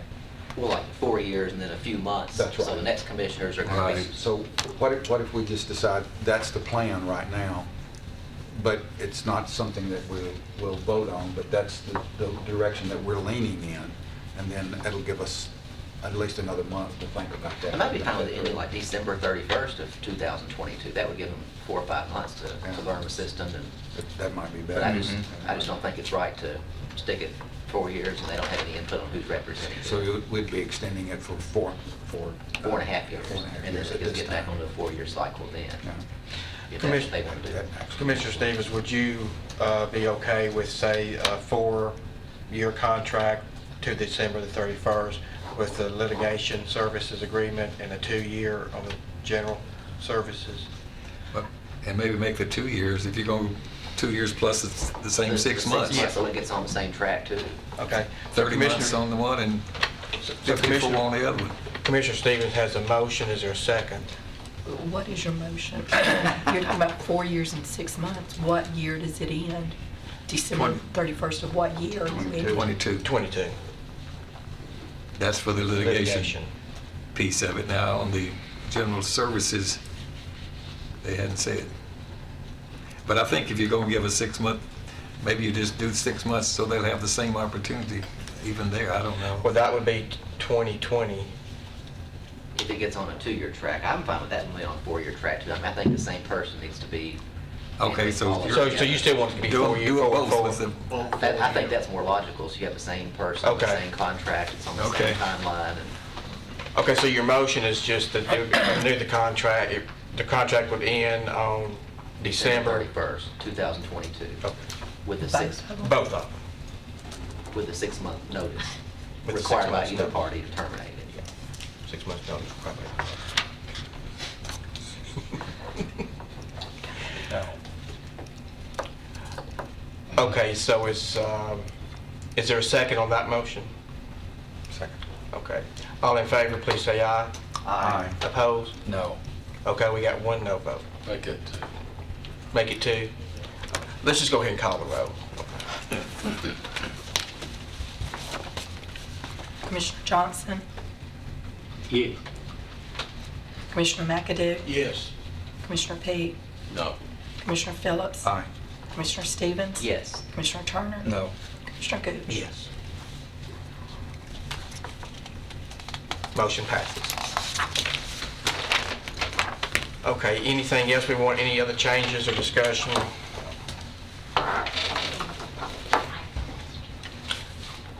Okay, go ahead. We got the rules suspended, so you can ask your question, I think.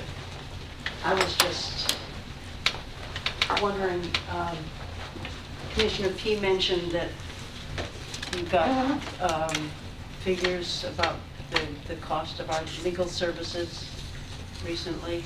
Right. This In- afternoon. Yeah, no, okay. In the last couple of weeks, I've talked to 3 commissioners from Sumner County, and I was going to talk to the mayor, but he was out of town last week. And if my understanding is correct, they have a law director and an additional attorney, and I think 2 support staff. I'm not sure if one of them is like a paralegal or something. And I was just wondering, and granted, Sumner County is smaller than Rutherford County, but the commissioners that I spoke to, said that Leah Denon, the law director, goes to all of the meetings, and their school board is represented by a separate attorney, but that school board attorney also represents the school administration.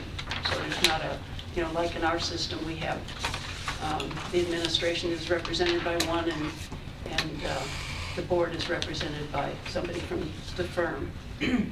And I was wondering, I know Commissioner Stevens always says that the price would be astronomical, and I'm just wanting to compare. I've got the Sumner County expenditures for their legal services, and I was just wondering if, just for information, if we can compare the totals, like in 2015-16, they spent $495,709. What was Rutherford County? And do you have that separated between Was that all litigation, like in-house the matters? litigation? Well, I don't know what breakdown. What he's got is just the litigation cost. Oh, okay. Right. Now, the budget, Okay. the county attorney budget is like $262,000. Okay. That's for the general legal services. The rest of what he has, that whole paper includes several firms, including this one, is Okay. is the I didn't litigation. realize that. I And that's thought that delinquent was. tax too, And which that would yeah, make a the huge cost. difference by itself, so. It's not much, and it's And another question we had was why doesn't the delinquent tax attorney come under general legal services? I mean, would that be a that's, cost savings to the county? it's a matter of practice that the trustee is the person basically that appoints that, and there's a standing rule that they don't collect any money unless they take it through Chancery Court, and Chancery Court, recovers the money, then they get 10% of it. That's the way that works pretty much everywhere.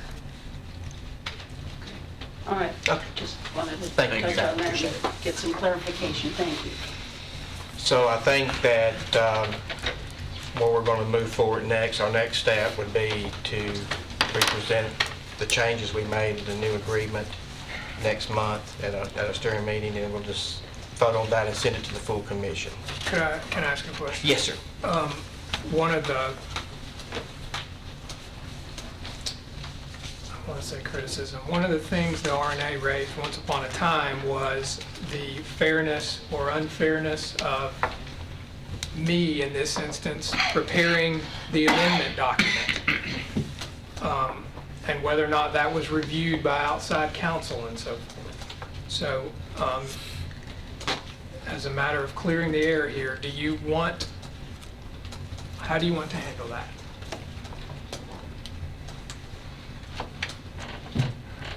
So I don't know how to resolve it because, if I do it, then someone's going to say, I shouldn't have. And if I don't do it, you're going to have to figure out a way to do it. I don't know what to tell you to do. So you're just saying after the agreement is written up, having the outside I'm attorney? not suggesting it. I'm just telling you that the RNA, Yeah. one of the claims that I sat here for in July was that the agreement was written by someone in our office. And the same thing's going to happen again. And I'm not prepared I don't want to fight that battle again. So we need to figure out how we're going to have that done. Now, if you want me to do it, that's fine, but you should probably vote that I'm going to handle it. And if not, we need to figure out a way to have that amendment done. We're speaking for the trust factor. I would trust you to handle it. In my humble opinion. And it's not even gonna go to the full commission until this body here, by majority vote, says the language is what you told him to put in. Exactly right. I think so, and I think that it's not a lot that, our committee, we have an attorney that I'm sure is going to read it. So, I'm sure he'll read it before. I read it and I'm fine with it, the way it's worded, and I think these changes are pretty basic. Okay, but I think that, let's just go ahead and take a motion for him to write the amendments. Motion. Is there a second? All in favor, I please want say. to discuss that. Okay, we got a motion. Johnson. And we got discussion. I think the contention on this particular issue was the fact that we were charged by y'all for doing that. Now, my question is, since it's an agreement you're working on for yourself, will we be charged for the time that you and your people spend looking at these changes, whether you'll agree to them or not? To me, I can see kind of where they're coming from, and I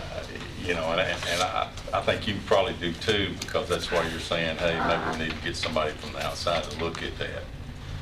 Well, that's actually not why I'm saying it because I don't want to go through that again. That's why I'm saying it, so we're going to clear the air now. Right. But actually, I'm pretty confident that at least one of the times they just mentioned flatly that the contract was not reviewed by an outside person. That was one of the claims I'm confident that the RNA made. So I'm just bringing that up so you have the opportunity to address that.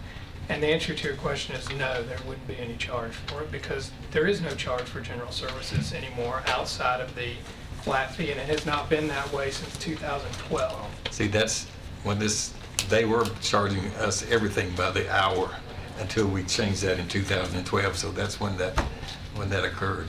Well, I still remember that fee. Yeah, that's right. So, Ms. McCray, if you put these changes in, when would you have that available for the committee's review? For you all, Yes. next week, Okay. I can do it quick. Okay, just when you get it done, that'll give us at least 2 weeks Sure. to review it, and especially Commissioner Stevens. Okay, Commissioner P., anything else? Okay. All in favor, please say aye. Aye. Opposed? oh, Okay, 1 no vote. Commissioner P. Any other concerns or questions or direction you need, Mr. Not McCray? for me, Okay. thank you for entertaining that. Okay, Mr. Mayor, anything? No, sir. Okay. Next on our agenda is Commissioners' amended and restated rules and regulations.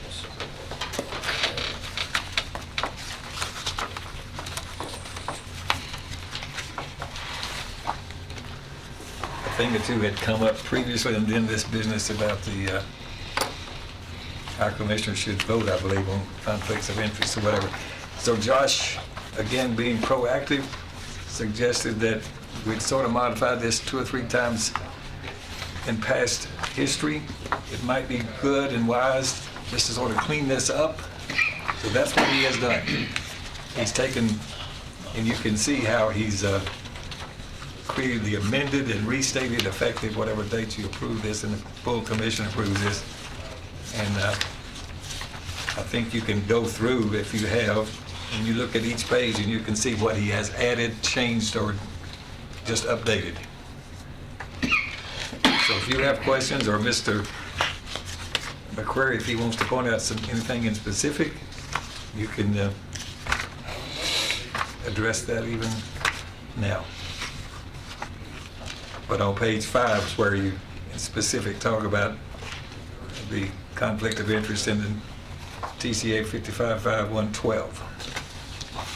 There was, so, if I can jump in here for just a second, the whole thing came up because the conflict of interest statute changed.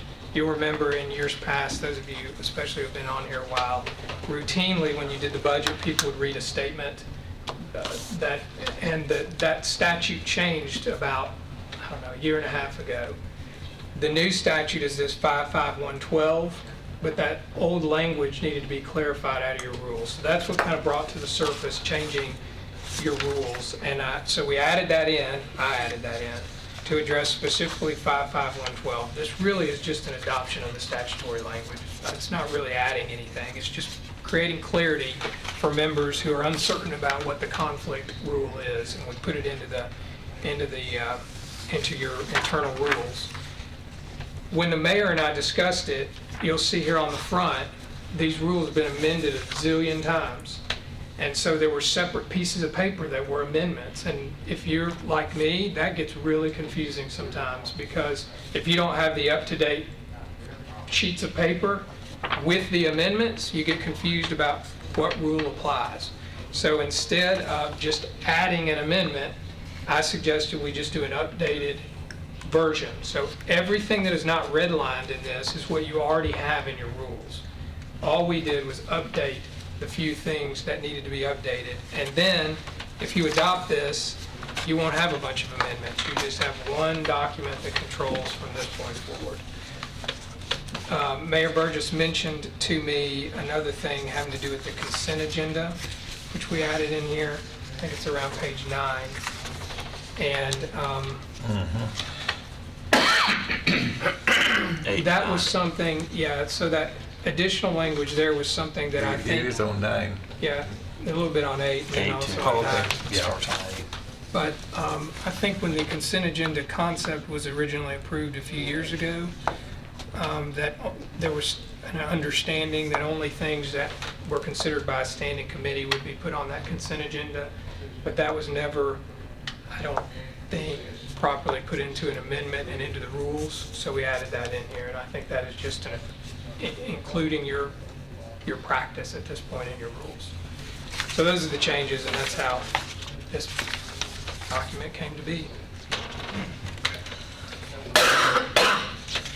Any questions or comments on the handbook? What does this need? This need to be a recommendation from this committee and for the full commission? Okay.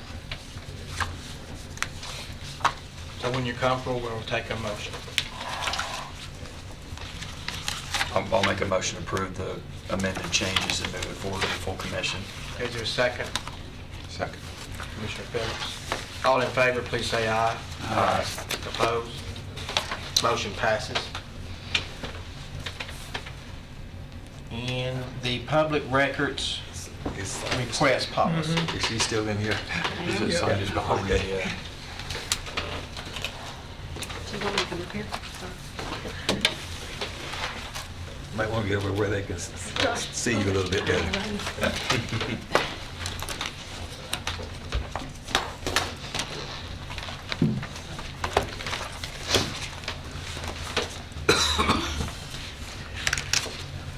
Okay, I think Josh and Ms. Stevenson both are aware of the one issue. Who wants to describe it, sort of the issue that's in?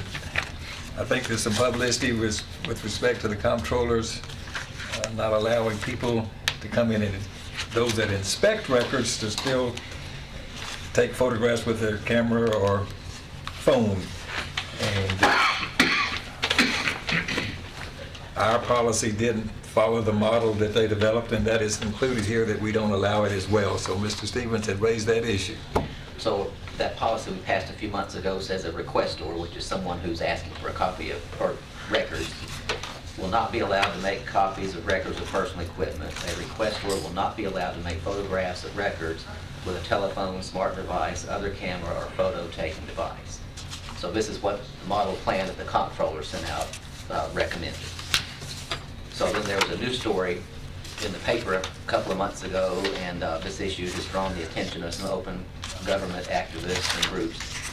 And they make a great point, because the law says that in all cases where any person has the right to inspect any such public record, such person shall have the right to take extracts or make copies thereof, and to make photographs or photostats of the same while such records are in the possession of the custodian.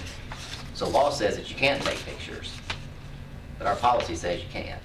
And so if we're going to err, I'd rather err on the side of caution and not end up in some kind of silly lawsuit because we didn't let somebody take pictures of documents on their cell phone. And Those documents are public records, right? All of them are public records? They're public They are, records. yeah. Yeah, we'll agree with that, but there are other rules regarding public records of what has to be done with them before you can release certain information. There is confidential information included in almost all my records because they're personnel related, and even in some of the other departments. And so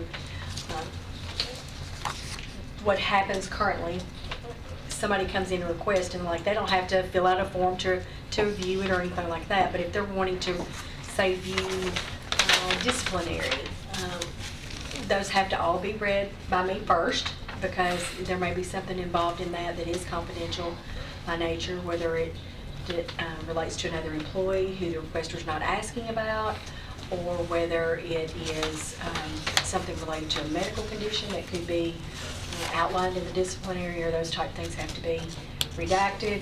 And so what happens currently is somebody comes in and says, can I look at this?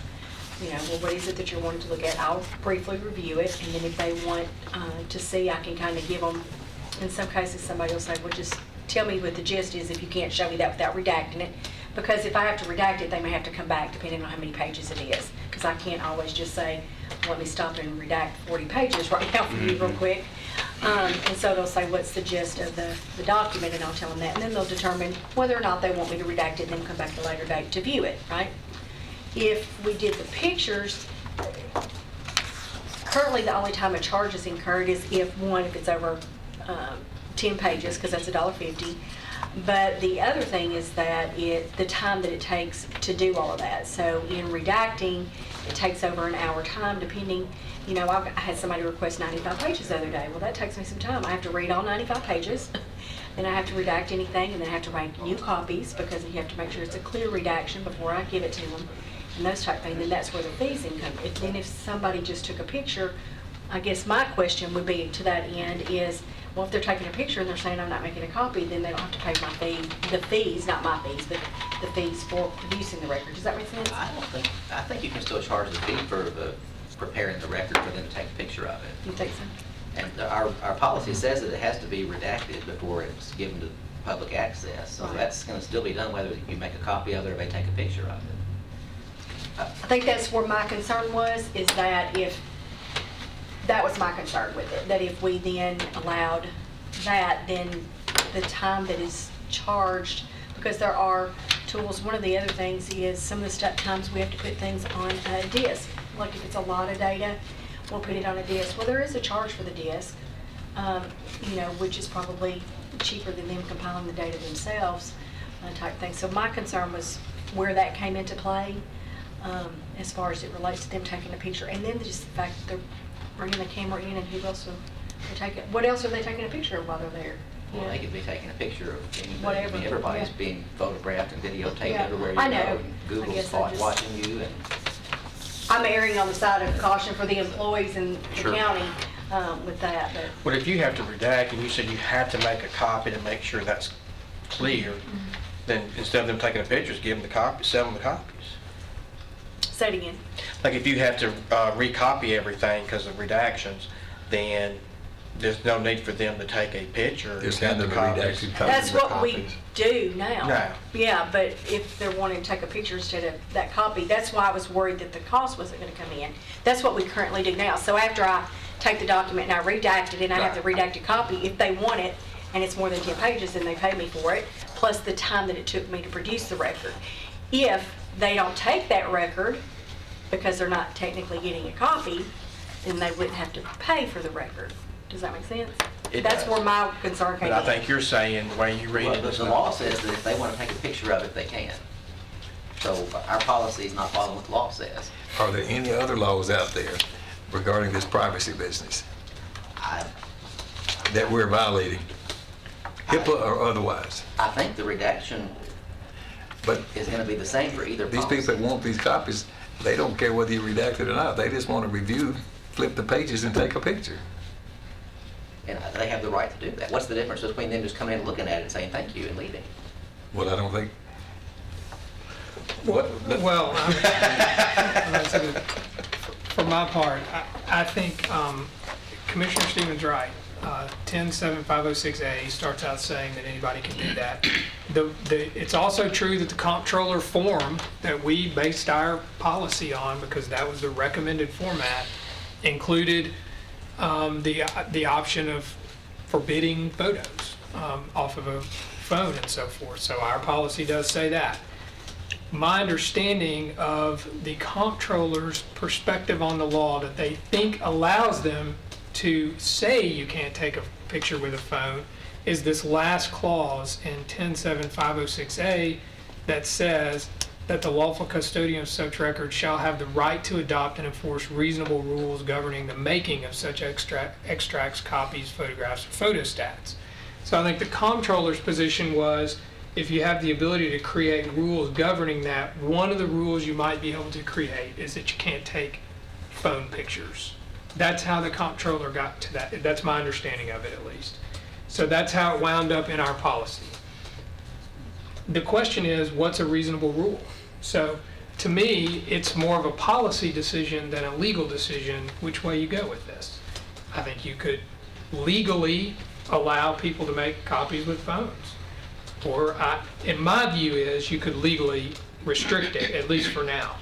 Those articles that Commissioner Stevens is pointing to is that there does seem to be underway maybe some stuff in Nashville to change that, to try to make it clear that you could use phones. Of course, if that happens, we can always change it then. But for now, I think restricting the use of phones is legal, as far as I know at this point in time. But could we not do what Commissioner Stevens suggested and then have a flat fee of a processing fee instead of the, or am I missing? I would I think wanna that's look- what Sonia's Yeah, concerned I would actually want to about. look at that, because in my mind, the ability to charge is linked to the making of the copy. So the Office of the Comptroller, Open Records Council, for example, has one of her opinions that says when you do electronic transfers of documents, you're not charging for copies. You can charge for the actual cost of the disk. Yeah, You can charge for labor to the Right. extent it exceeds an hour. Yeah. But it's not a copy charge. right.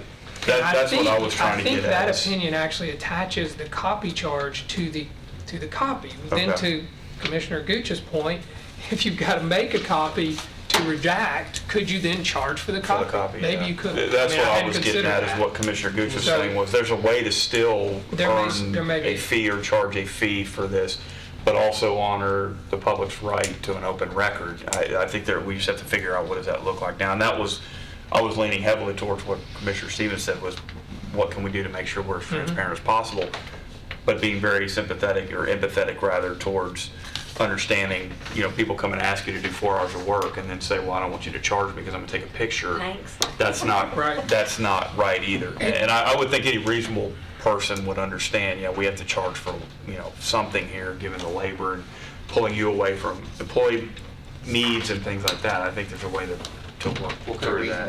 a reasonable rule be that if a redacted copy has to be made, you have to pay for that copy, Yeah. but you can take pictures, Yeah. all you want to without the cost of all the other You documents. don't want the copy. You don't want Yeah. the copy, you just have to make a On piece the- of paper. Page 5, inspection records, there shall be no charge for the inspection without copies of open public records. So we can't let them look at it if it's got private information in there. So we're gonna have to copy it, and we're gonna have to redact it. To redact it, yeah. So if they just want to look at it, you can't charge them for the piece of paper. But we But if it's got can't- private we info, can't you let 'em can't look just at it let if them it's look got at the private information, Right. right? Until we redact. It's where it was kind of a, I don't want to say a gray area. Yeah. It's, Well, it is. you got to do it. You You could go either direction yeah. on it. I Yeah. mean, Well, I mean, we keep saying cameras, but there's a lot of other things. I think there's smart glasses out there that you can look at something and it's picking it up. There are. So, I mean, there's other devices besides saying a smartphone or camera, I mean, Or they could bring their own handheld scanner. exactly. Well, they don't use cameras or, they say personal equipment, whatever that means. If you want to bring your Xerox machine in with you, I don't think you can do that. Well, they make a little handheld scanner that you can, that I could envision somebody saying, oh, scan it in myself, I'm good. Well, I think we ought to let them take pictures of it, because that's the way the law is worded, and a reasonable rule could be if a page has to be redacted and a copy made to take a picture of that page, you have to just pay for that piece of paper. Yeah. But all the other ones, you don't have to do that for. I mean, I just don't want us to get into some silly lawsuit and spend thousands of dollars to defend it. We're just talking about 25 cents here possibly. Well, and then, but our policy is over $1.50, so that same page still wouldn't be, Yeah, right? they're just doing one or If two it's a pages. singular, if it's one page, they would be charged Yeah, right, either would be way. charged either way. Most people don't come in and ask for 100 pages, do they? Well, they don't know they're asking for 100 pages because they say, I want to see Robert Stevens' personnel file. Or, somebody else's John Doe who's got 3 files this thick, and it's like, oh, okay, I'll get that right for you. So. Well, I'll make a motion that we modify this plan to allow the public to take pictures of documents, and that if copies have to be made of redacted pages, that once they exceed 10, that the person's charged for the actual copies that are made. Second. Okay, we have a motion and a second. Does that motion address the time to prepare? Or is that already in there? If it's more than 1 hour, then you can charge for, if that employee makes $20 an hour, you can charge for however many hours after that it takes for them to prepare those documents. Okay. That's still the same. So read the. Sonia, would that fit your, I mean, from the way you're looking at things there, is that a problem with this I basis? just want to be in compliance, whatever you tell me you want me to do. I just want to be able to redact the information. Well, you have to. Right, yeah. Well, I mean, I'm going to put Right. somebody's personal information out there. So my concern was, I go through and redact 50 pages and they take a picture because the way that some people may interpret that same law would say, well, if I'm taking a picture, it doesn't matter if it's 50 pages. But by his, motion, it says anything over 10, if you're going to take more than 10 pictures of 10 pages, then you're going to be paid for the redaction fee. As long as it's covered that it's more than 10 pages, what I didn't want to happen was somebody have 95 pages, and I've spent the time redacting it, and they come in and take pictures and say, well, I'm good, I don't need my copy. Because in their mind, it's not a copy because they're taking a picture. And you're out 4 hours of work. Right, for- so I think the motion covers that. So I mean, I'm fine with that, just as long as, Josh, you think this floats? I think so. I think you can link the charge to the making of the copy, and if the making of the copy is a necessary component of the redaction, then I think you can attach those. We may get guidance though at some point, because one of the articles I saw had some state offices asking the comptroller to review this issue, so we might get some kind of opinion that controls what we're doing now, and we may have to change it again. I think Just there's have to keep our eyes legislation on it. filed already, or will be Is filed, there? really short order, that says you have to let them take pictures. Okay, well, we'll be in front of the 8 ball. We're going to be way ahead of the curve. Okay, thank you. Any questions or comments on the motion? All in, please. Modify the plan to allow for the public to take pictures. But if copies are needed to be redacted and it exceeds 10 copies, then the public is to be charged. Okay. All in favor, please say aye. Aye. Opposed? Motion passes. Thank you. Wait a minute, can I redact my vote? You may not redact your vote. All right, where's my, any other business?